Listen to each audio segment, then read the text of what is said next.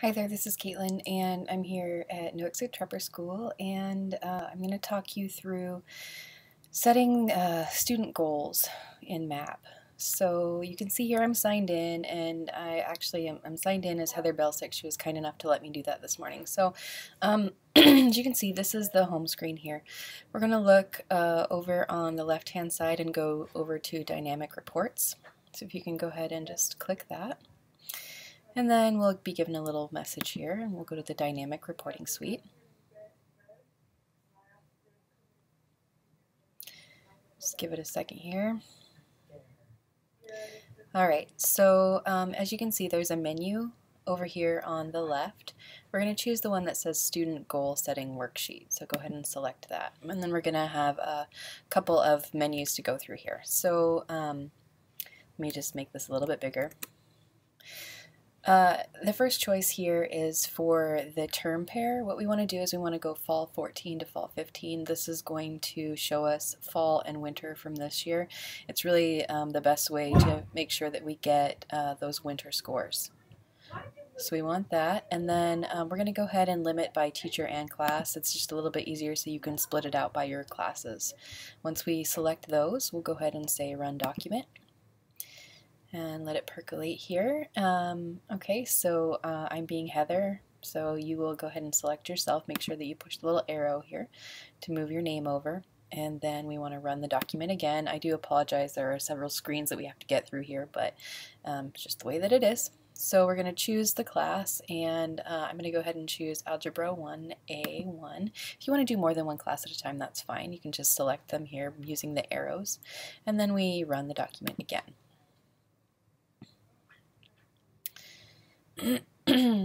Alright, so you can see here that this has populated a report for me.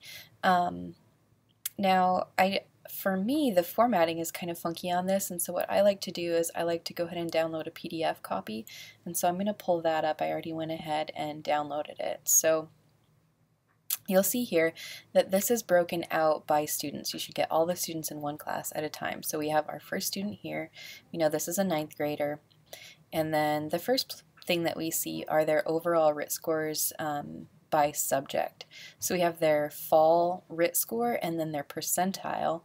And winter we also have their RIT score and their percentile. And then what we have next is typical growth, and then a place for them to identify their own goal. Now, since this student is a 9th grader, the typical growth is not a ton. They're not going up very many points every year, but you know, so we can look here that the student in the fall had a 203 in reading that's about the 11th percentile, and then by winter 210, which is the 22nd percentile, which is a really good amount of growth.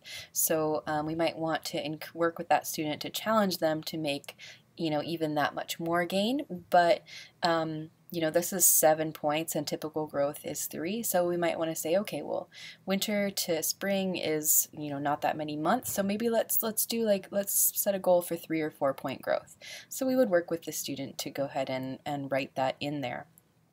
Now, then below that, everything is broken down by content area. So let's just take a look at reading.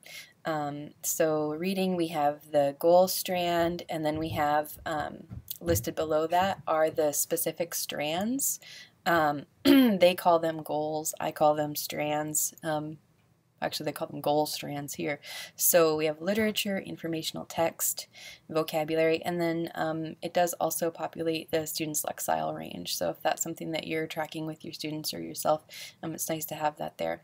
The next little piece here, this is the student action plan, and this is where you can work with your students one-on-one to really set that goal. So maybe we look here, and the scores that are in bold, those are the relative areas of relative strength. So out of the 3 strands, that's where the student is doing the best. The strand in italics is where the student is maybe not doing so well. So that's where that's where we want to focus. So if we look here, I want to look at winter.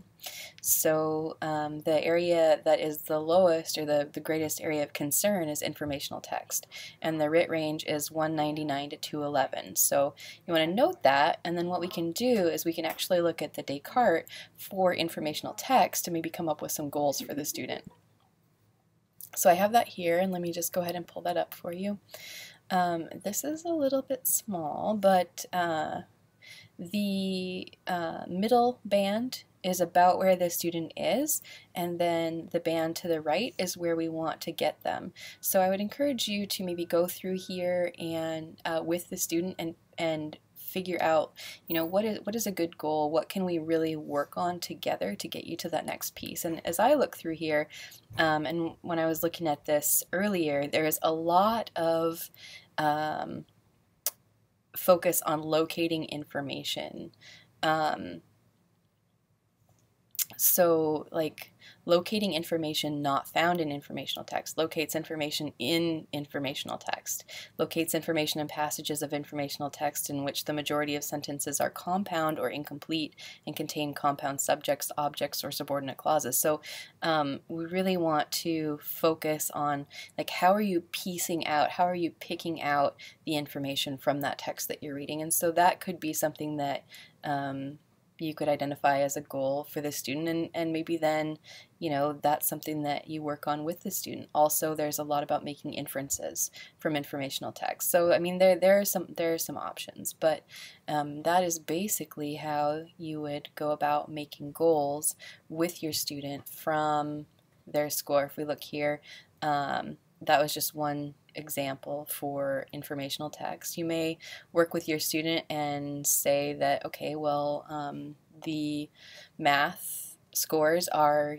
the lowest, and that's the greatest area of concern, so let's try and make a goal within math, or maybe it's language usage or science. So if we go back up to the very top here with this student, we can look at the percentile to kind of determine where the student is struggling the most. So reading, 22nd percentile for winter, math 15, language usage 50th percentile, that's terrific, general science 27th percentile. So maybe you would want to do a mathematics goal in addition to a reading goal. It's a place where you can come together in your PLC groups if you're a secondary teacher and really think about